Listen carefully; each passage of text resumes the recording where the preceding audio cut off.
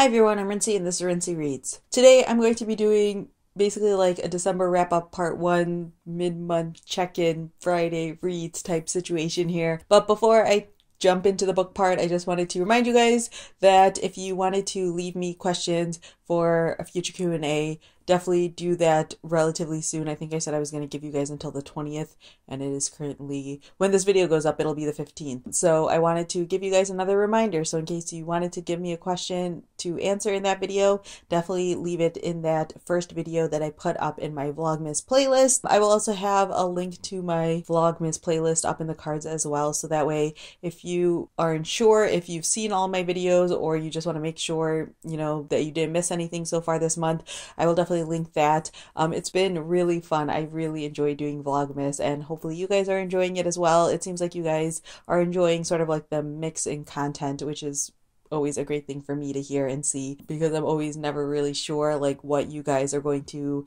enjoy or not enjoy. Obviously, I still have quite a number of days left in Vlogmas, so yeah, hopefully you guys will continue to enjoy the stuff that I'm putting out. But yeah, let's talk about the books that I finished so far this month. I also kind of just wanted to do a general like update in terms of my TBR and things like that. So the first book that I finished in December was The Blinds by Adam Sternberg. This was actually like one of my most anticipated reads of the year, like low-key in that manner, because I've never super hyped about a lot of books, but I follow Adam Sternberg on Twitter. I really enjoy him as a journalist, and I had seen that he had written books before, but I'd never gotten around to reading them, and then Book of the Month had this as one of their books, so I ended up getting it, but I just didn't end up reading it for a while. But I finally did, because for the Read or Dead podcast, we decided to do an episode where each of us would pick up a book that we had been anticipating all year that we had just never gotten around to yet.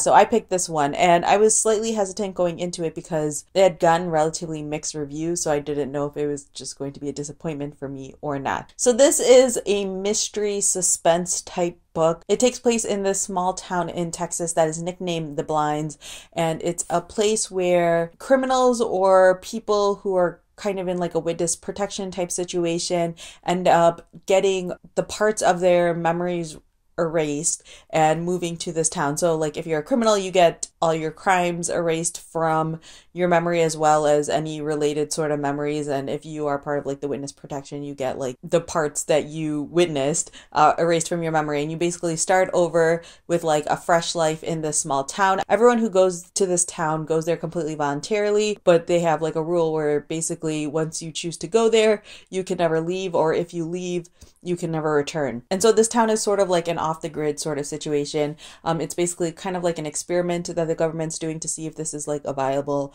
option for like criminals and whatnot. So this has been going on for about 8 years with no real problems, and then suddenly someone commits suicide by gunshot, and then a couple of months after that someone else gets shot. And so there's obviously something happening here. They're not allowed to have weapons in this town, so there's that whole situation. So you sort of go into this wondering what is going on really in this town. And it's a town full of obviously like secrets and people with histories and pasts. So it could be anybody, or it could be someone from the outside who had gotten in. So yeah, I mostly enjoyed this book. I had a little bit of problems with the way everything wrapped up at the end. It obviously does require some suspension of disbelief, especially with just the concept of having your memories erased and things like that. But I really enjoy the discussions in here about how your past both shapes who you are but also is a part of who you are, and there's this whole idea of like how much of your past you should be allowed to know or forget, or like the choices that you can make in your lifetime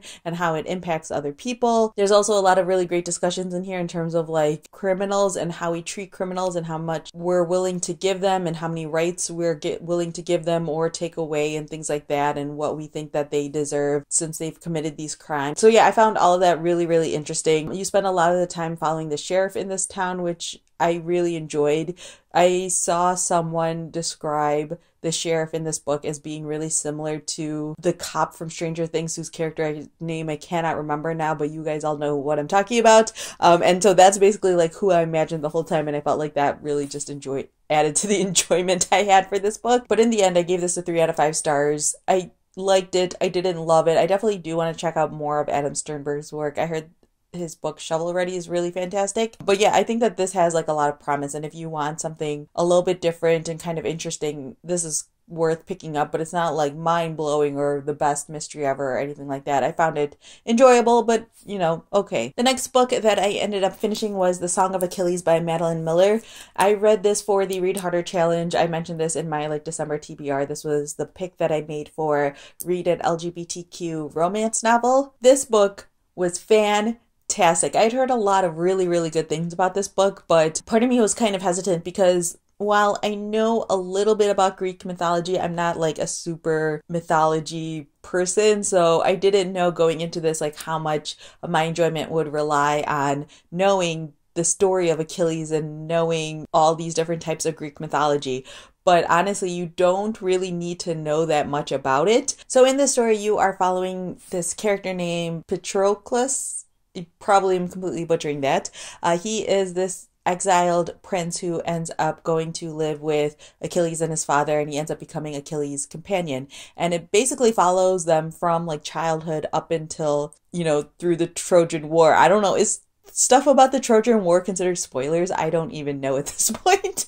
I mean, I guess it's kind of nice if you go into this without knowing what happened in the Trojan War, because that'll make the ending really, really exciting. But anyways, their friendship is recorded in like the histories of the whatever Achilles and whatnot. But the extent of their relationship was always just sort of like hinted at from what I could tell. And people just assumed that they were lovers of some sort. So it's about their relationship and about them sort of like growing as people and growing up and what ends up happening to them as they join this massive war. I think that if you are someone who enjoys Greek mythology, you'll really, really enjoy this because I think Madeline Miller really knows her stuff and uses all of the stories that but provides a different sort of point of view. So I think that that's cleverly done. And I can say that because at the end of this book, Madeline Miller includes like all of the different characters that she includes in this book and gives sort of like what the mythology behind all of them are. So you can sort of learn about them too a little bit, which I thought was really enjoyable. But obviously like the stars of the show are Patroclus, I'm going to struggle with that this whole video, and Achilles. Their relationship is beautiful. Those characters are beautifully, beautifully written. They're complex and their love story is passionate and full of heart and heartbreaking. Yeah, it gave me so many feelings. The only downside to this book is once they get to the Trojan War, it feels like the story drags a little bit. And there are parts in there that are kind of exciting, but there are parts in there that just really drag, but obviously that's because, basically they sat on a beach for 10 years, so it's not going to be that exciting. But I think that the way that Madeline Miller handles this story is really, really well done. I highly, highly recommend it. I enjoyed this so much, I actually bought my own copy of it. I'm holding the library copy because it was conveniently placed on my bookshelf, but I actually went to the bookstore and bought a copy. If you watched my vlog from yesterday, you would have seen that. So yeah, I really, really enjoyed this. Highly recommend it. All right, the other book that I finished so far this month is Aristotle and Dante Discover the Secrets of the Universe by Benjamin Elias Sands, and I ended up listening to this because Lin-Manuel Miranda narrates the audiobook, and it was really good. It wasn't like mind-blowingly great for me. I think it's because I just knew too much about the story going into it, but I think that the characters are really well written. They're beautiful and, again, complicated and complex and cover like sort of a spectrum of what teenagers could be. I really enjoy the parents in this book, which is great to just see great parents in a young adult book. Yeah, at times like Ari is really annoying, but I suppose that's what's so great about him as a character as well, is that he's not like this ideal person, and neither is Dante. They both have their flaws. Parts of it made me want to cry, parts of it broke my heart. I will say that listening to it on audiobook, there's always like a slight barrier for me personally listening to audiobooks because the writing at times is very like short and to the point, because that's the way that Ari sometimes thinks and processes his information. So that's sort of how he tells the story. I think at those parts, listening to the audiobook was less engaging for me because it'd be a lot of like 2 words he said, 2 words I said, 2 words he said. And it was a lot of that sort of repetitiveness, which might have been on purpose, but that sort of stuff so always pulls me out of the story a little bit. I just feel like I never really engage with audiobooks the same way I engage with physical books. But anyways, I ended up giving this book a 3.5 out of 5 stars. Lin-Manuel Miranda obviously does a great job narrating it. So if you like audiobooks, it might be worth checking out. I definitely think that this is a really solid young adult book with a really great story to tell. Like I said, I kind of knew where the book was going, although I was very surprised by how it ended up getting there.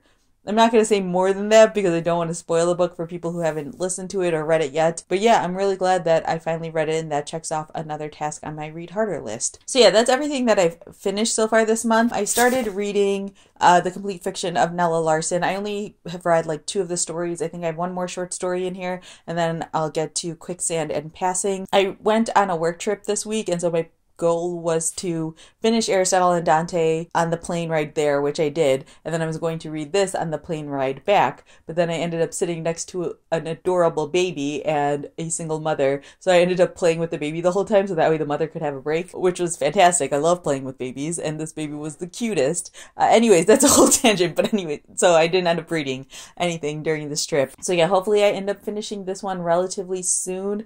The problem I'm running into in my life in general is that it's getting cold outside, and so I don't want to hold things in my hand anymore when I'm commuting, and so there's a very good chance I'm going to be consuming more audiobooks in the wintertime just because I don't want to have my hands out of my jacket pockets at all. I'm going to try to read this on the train ride, at least like while I'm inside the train properly, like I usually read and walk at the same time, but again, I don't think that's going to happen very much in the winter time. But yeah, if I can read a decent chunk of this on the train ride, I can hopefully finish this relatively soon, maybe in the next day or so. But yeah, I've only read 2 short stories. I'm not like a huge short story person, but they're well written.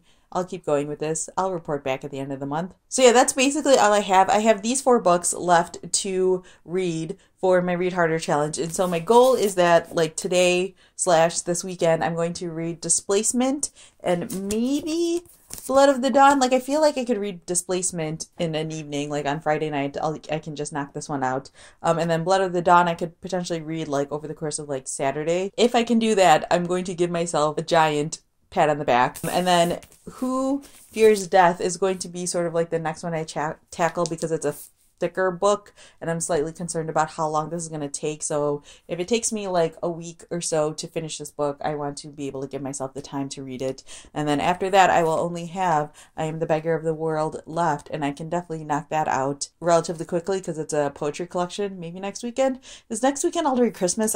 It's this month, man. So yeah, those are my reading updates. Definitely leave a comment down below letting me know if you've read these books. Some of you guys have already told me that you've really enjoyed Song of Achilles and Aristotle and Dante, so definitely feel free to talk about that down in the comments below. Just, if you talk about spoilery stuff, try to put a spoiler warning in your comment section so that way other people aren't spoiled. Or if you have any questions about Vlogmas or about any of the other books I've mentioned here, definitely leave that down in the comment section. And another reminder that if you wanted to leave me a question for my Q&A too, be sure to do that relatively soon. So yeah, that's all I have for now, and thanks for watching.